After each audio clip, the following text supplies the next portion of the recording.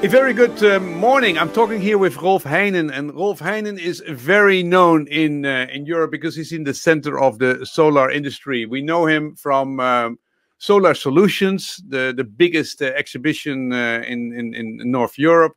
We know him from Solar 365, and also we know him from the Dutch New Energy.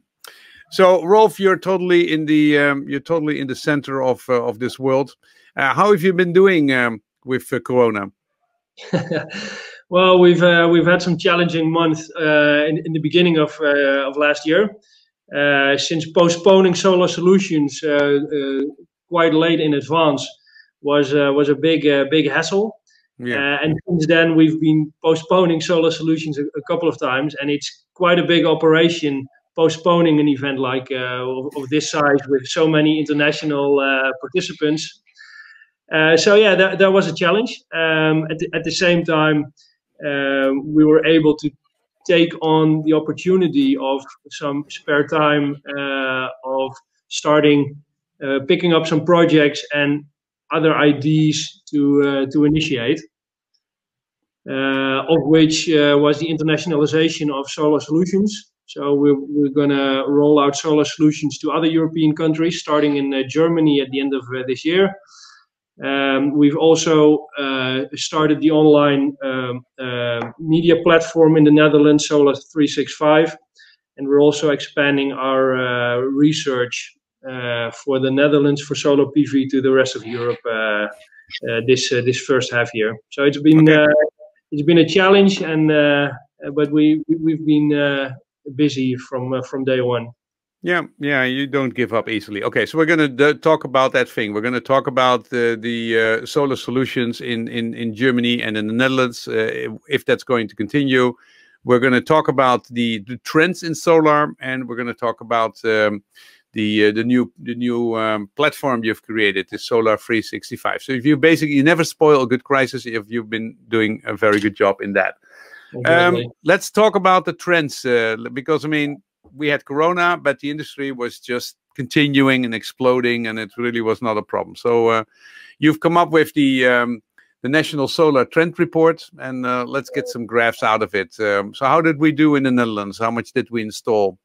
Yeah, it's the beginning of last year. Everybody expected that the growth of the market would flatline. So the installed capacity 2020 would equal 2019, which was around 2.5 gigawatts. And in the end, the market grew, and it didn't grow as fast as we predicted in 2019, as can be expected in a COVID year. But still, last year, 3 gigawatt was installed in the Netherlands, which was a relative growth of 14%. And as you can see, in the last 3 years, the cumulative installed capacity has grown to surpass total installed capacity of 10 gigawatts in a small country as the Netherlands. Yeah, so we have 10 gigawatts, and last year was 3 gigawatts. So we installed 30% of the total installed base. And what is how much of the projects, of the big commercial projects, are on the shelf at the moment? How much can we expect for the coming days? Yeah, so that's fascinating. So the larger projects, which are allocated in the Dutch SDE Plus and now Plus Plus grant, there's still 11 gigawatt allocated. So if that's installed in the next 2 years, that would double the Dutch solar market, just merely by the large projects, which does not include the small commercial projects, and it doesn't install the 1 gigawatt plus annual installed capacity for the residential sector in the Netherlands.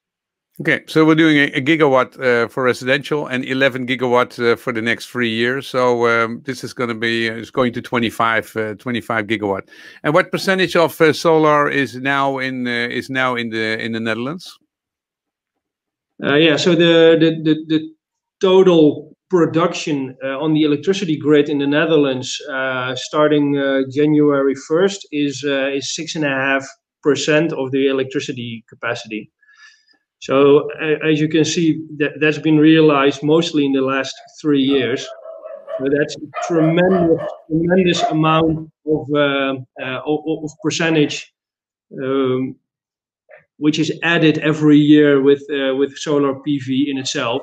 So with the 11 gigawatt added, that would bring the total up until about 13% of the total electricity coming from solar PV, which could easily be realized in the next 3 to 4 years. Yeah, so it's 6.6% is already quite impressive, and then that's going to grow to about 14%, and then we have 7.9 for wind, and we still have a lot of gray stuff to basically conquer. What do you see as the potential of wind and solar together? I mean, how much of that 75% can we basically eliminate? I think in about 10 years, the part that is gray at the moment will be renewable. So about 3/4 of the total electricity production in the Netherlands will come from renewable sources like solar PV and wind energy, offshore and onshore. And all of the projects that are allocated with wind and solar, and the potential for this market is a very realistic estimate. Okay, well, that is a nice, progressive, positive view of the world, Rolf. You're an optimist, and 75% is an enormous amount of challenges. But we're going to talk about that. But that's a good prediction. If we look at the division between residential and commercial, that is growing. That's basically both are growing, but which is growing the fastest? Well, the last couple of years, mostly the project market is growing fastest. The residential market has a stable growth of about 20% per year in the Netherlands, and due to the allocation of the SDE Plus and SDE Plus Plus, the total volume of this market is tremendous. So the fastest growth comes from the commercial market, but we still see about a division, about 1/3 residential and 2/3 commercial, and that will move a little bit to 75%, 25% residential. Okay, and then if you look at the employment, that's growing also a little bit. In the earlier years, there was a lot of debate about we cannot find enough people. We need to there was a lot of focus on education. How's that been in this year? And is this also residential or commercial? Where is the employment? The growth of the employment comes. I mean, you need more people to install residential, because of course it takes more time for one person to install on a roof than a residential roof than on a commercial roof. Yeah.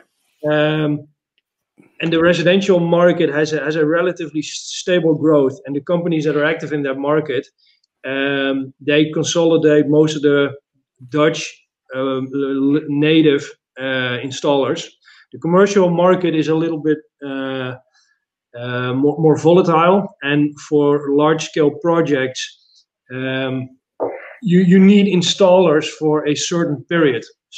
So that makes the employability market a little bit more complex, and therefore for many projects, installers are flown in from other parts of Europe to complete these projects.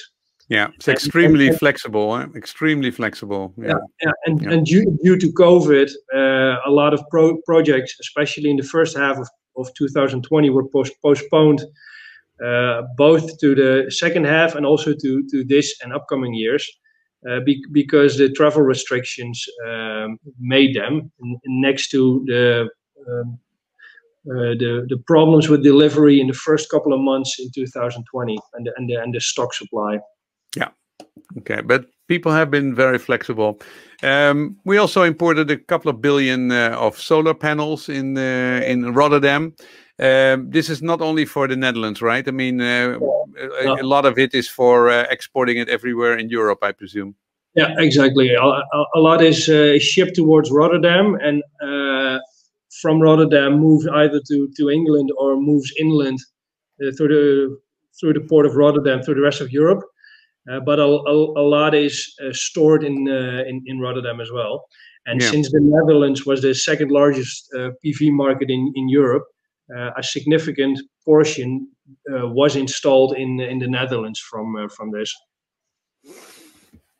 Okay, one of the things I've seen change quite a bit is batteries. You know, if you go to the German market and the Belgian market, they are starting to use batteries for residential. We don't have anything of that in the Netherlands. I mean, how has that been developing? And how do you see that? How do you see that change?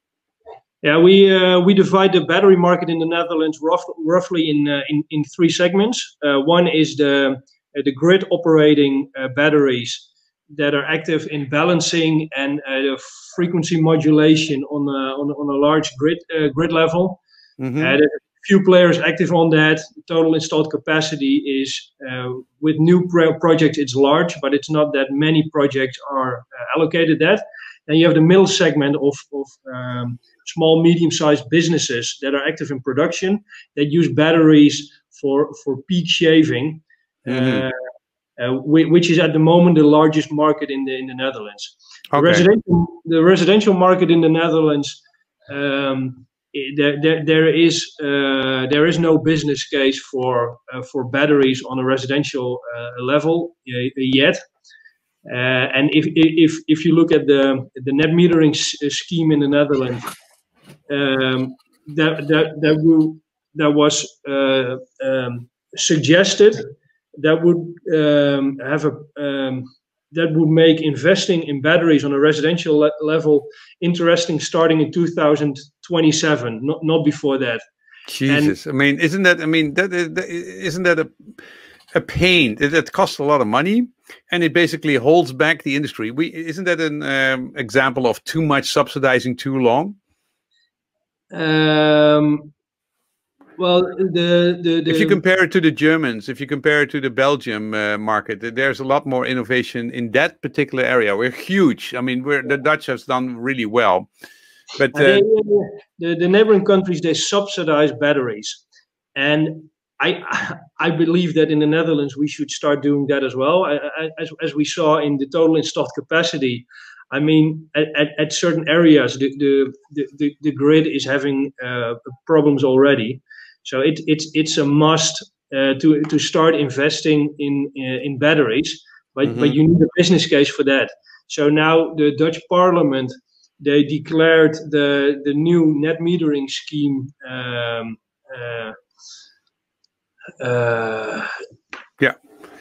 They canceled it. So this is an opportunity to rebuild that scheme, including a decent business case for batteries, in order to increase self-consumption for consumers. Yeah, and we see that what people want in how fast they want to earn their money back. I mean, it's between 4 and 8 years, 4 and 8 years, 4 and 10 years, and so it needs to be acceptable. It needs to be acceptable. So that will be an interesting, issue for the next cabinet in the Netherlands. But what do you see in Germany? What do you see in other countries in Europe? Well, growth-wise, there's last year for the new European Green Deal, all of the European countries, they had to give a forecast for what they expect would be installed in 2030. Yeah, and we added all of these ambitions. And if you calculate how much installed capacity that would mean that the European solar PV market would triple the next 10 years.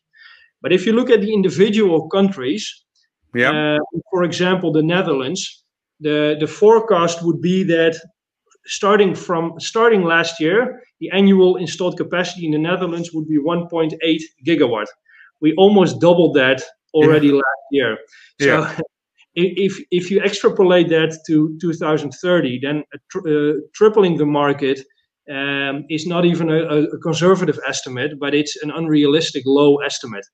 And even the biggest solar cuddlers, hippies, even those underestimate the growth of the solar market. So it would even be more realistic to see a tenfold growth of the European market the next 10 years instead of a tripling the market. Yeah.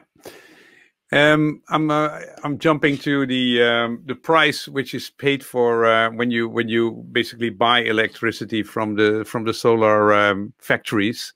Yeah. How's that been developing? How much money did people get from selling the electricity back to the grid?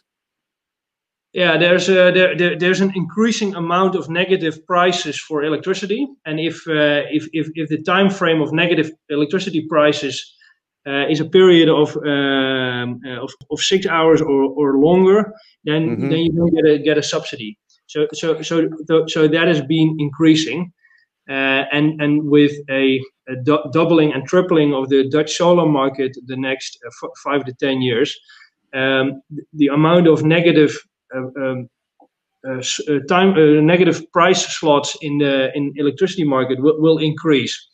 And therefore, there's a tremendous pressure on EPC companies and both residential market to increase self-consumption. Yeah, and that's of course wonderful if we have electricity. If we have electric cars, which we saw that was almost 20% of the new cars were electric, and that can compensate quite a bit, because you see if solar goes up, the price goes down. It's almost it's a very stable. You get a lot less money, so that would be for commercial projects, and if they could do something to stabilize the energy and use it to do self-consumption or to basically sell it, that would be a great thing. So it's becoming big enough that we have to basically start stabilizing the grid and think about the bigger whole at the moment.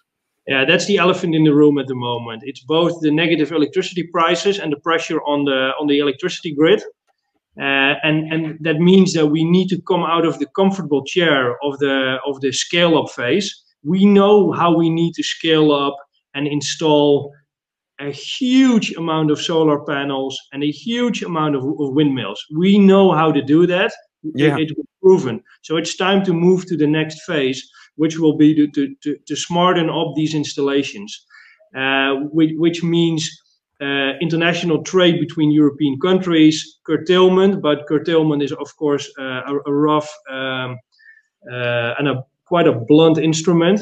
So there needs to be an increase of self-consumption and an increase of demand response. And the potential for that is enormous. If you look at the potential of the industry and companies that for example store products on freezing for freezing temperatures. Yeah, to shave up demand. I thought that was a really interesting slide. It basically shows the cost of unsubsidized level of energy. Yeah. You see here that in 2009, the cost per megawatt was 359. And look how solar went down. It's like amazing. 37, wind above 49. I think this is interesting. Gas peaks, and the gas peak, which is only used for when the grid is not in balance, it's 175. It's huge. Yeah. But what about this? What about coal? Coal is at 112 per megawatt hour. Is that really? I thought it was way cheaper than that. How should I interpret this graph? No, this graph. There's two things you need to remember. I mean, first, the cost of solar PV is the cheapest of all energy sources. Unbelievable! A factor of 10. A factor of 10 in 10 years. It's unbelievable. And not only that, it's the cheapest energy source of human history. I mean, the cost of producing 1 kilowatt hour, and of course or 1 megawatt hour, and of course that differs per country and per region. But it has never been so cheap. I mean, I think the most recent world record was in Portugal for the first time, not in the Middle East. So it's also moving upwards. And that's enormous promising. Unbelievable, unbelievable. So that everybody in the solar industry should realize this is what we went through. Every year we had just pain and prices going down, and everybody had to deal with that. It was hard, and volume went up, and that's also hard. Everything was hard, but this is really amazing what that industry has done. And that wind energy is just a little bit above it, which is really nice because they can balance out, and then they have all the other different sorts. But I think it's really, coal is much more expensive. Is that really true? Is it really so much more expensive coal than solar? This, to be honest, this graph isn't even truly honest, because a lot of the societal and environmental costs are externalized. They're not taken into account. So the actual costs of coal, and don't forget that gas power is just as polluting as coal, because a lot of methane leaks away in the process. Mm-hmm. And those costs are externalized, so those are not taken into account, and that would be to have an honest comparisons. Those should be taken into account as well. Okay, so it is really amazing how it's been, and you think that together solar and wind will grow to 75%. Okay, so and to put it into perspective, that's only the electricity grid. Yes. If we electrify the total energy grid, the electricity grid would be about 20% of the total. So we just don't even need to electrify and just this 75% of the electricity grid, but we need to look at the horizon, and that's the ×4 of the energy system, and we're electrifying everything from transport to heating to industrial processes. It's all about electrification. Yeah, 27% is electricity of our total use of energy. 27% is electricity. 31% is to make stuff, and then 20% is to basically move things around, and then the rest is heating from buildings. So we probably will have to double the amount of electricity. We have to save a lot of stuff, and then we need to make this in combination. And we have until 2050, but the solar industry has shown how it can be done. Yeah. And so even though it's really, really hard, I mean, I'm reading this great book from Bill Gates. He wrote a book about how can climate disaster be avoided, and he basically goes through all those different steps. And he's saying this is the hardest thing we ever done, but it can be done. And you look like you're somebody who believes that too. Not only, I think the urgency is it cannot be stressed enough. We don't have until 2050. If we want to stay below the 1.5 degrees, we need to go to net zero within 20 years. So that's close to infeasible, which means that we're going to go towards 2.5 degrees at the end of this century. And to give an example for the country we live in at the moment, if that happens, then we will have a rise of sea level between 1 and 2 meters. And when we're talking 2 meters, the feasibility of the whole country, or the half to 3/4 of our country, will not be feasible. It won't be financially feasible to save the country from going under. So you're really motivated about this, huh, Rolf? I mean, it's not only business for you; it's a survival thing. It is a survival thing, and it's not 2050. It's not 2100. You and I and everybody that's watching this will experience by themselves the problems that are coming to surface. I mean, the expulsion of CO2 and other gases in the atmosphere has not gone down the last couple of years. So if we're going to go up into this path, the 1.5 degrees will already be reached in about 10 years. So it's in our face. It's right here and right now. So yeah, I'm on a mission, not with my company, but to share this deprived story. Yeah. Well, I mean, the story is very popular at the moment. I mean, it really is also, it's now politically, it's active. We see what's happening in America. It's just interesting. We use about 7 ton per person worldwide, 7 ton. In America, it's 20 ton. In Holland, it's 12 ton. In India, it's ton. In China, it's 7 ton. And you know how much is in Sweden? But which is very cold, which is a very cold country, and so they need a lot of heating and that kind of stuff. Yeah, but they electrified everything. It's a great question. I don't know, Vincent. It's 4. It's 4. So the Swedish people use 3 times less CO2 than the Dutch people, and they use it. They use about twice as much as the Indian people, but the Indian people have a total different way of living. So there's huge differences. 7 is the average ton. That's good. That's good to have in your mind. 7 is the average. 20 is the Americans. We are 12. The Germans are 9, and the Swedish are 4. So there's huge differences in how we make things, how we heat things, how we use energy. And it's not that the Dutch are up. They are really on the. They are not low. They are not low. We're not as the Americans, but we're not low. We need to work on our way. Hey, when can we? Sweden is a great example because they electrified a lot of their heating. From the 70s onward, they wanted to get rid of gas, coal, and oil dependency, just like Denmark did. So it's a good example for where we should be heading the next 5 to 10 years. It's a factor of 3. So you can combine. I mean, you're in the world where your industry is exploding. You can make money. You can grow your business, and you can basically help to do this transition. Hey, there's one little thing. This is a Dutch thing, which you have made. One of the benefits of COVID is that you made a new platform, Solar 365. That's a Dutch thing. What can people find there? Yeah, thanks to COVID, we were able to develop this website with Solar Solutions. We've had so many visitors and exhibitors that we, from day one, we had over 40,000 users of this website.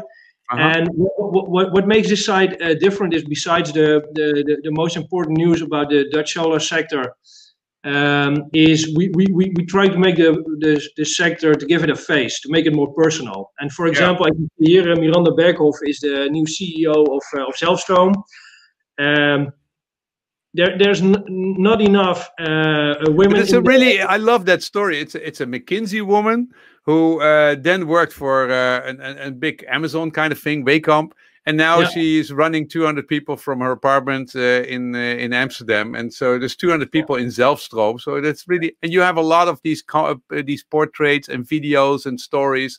But you're also talking about how the grid can be balanced and how the industry is growing, and so this is free for users, and companies pay to be here, right? To have a certain. Exactly. They can take up a license for that, but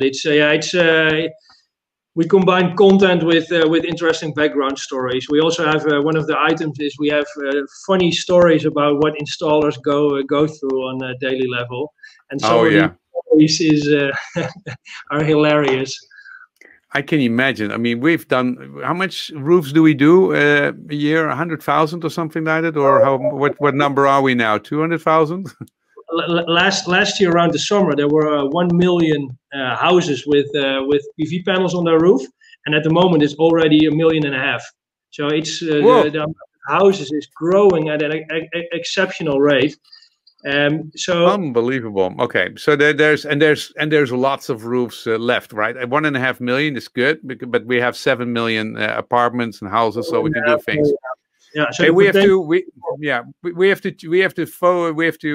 think. I just want to know, hey, we want to meet each other again. Are you going to organize a trade show, and when is it happening, and what are the chances that it will go through? Yeah, at the end of September, we will organize the Solar Solutions in the Netherlands. And if we look at the growth and the trends within not just the Netherlands but within Europe, because we of course we look at a European level, We think a 95% solar solutions can be organized in the end of September, probably more close to 99%. Okay. And then you're also going to do a German one in Düsseldorf. So you're going to do an international show. Yeah, because of our research, we did around the largest companies, and what we've shown that the German market will continue to grow and has a very stable investment climate. And within Germany, we decided to choose for the North Rhine-Westphalen region, which is the economically the strongest and richest part of Germany, and the potential for roofs is by far the largest in that region. And because with our exhibitions, we're at the end of the value chain.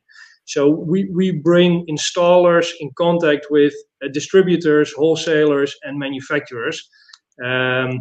And we're going to do that in the region of North Rhine-Westphalen, also close to the Dutch border. And within a region of about 300-400 kilometers, we will invite all of the installers, municipalities, housing corporations, etc., just like Solar Solutions.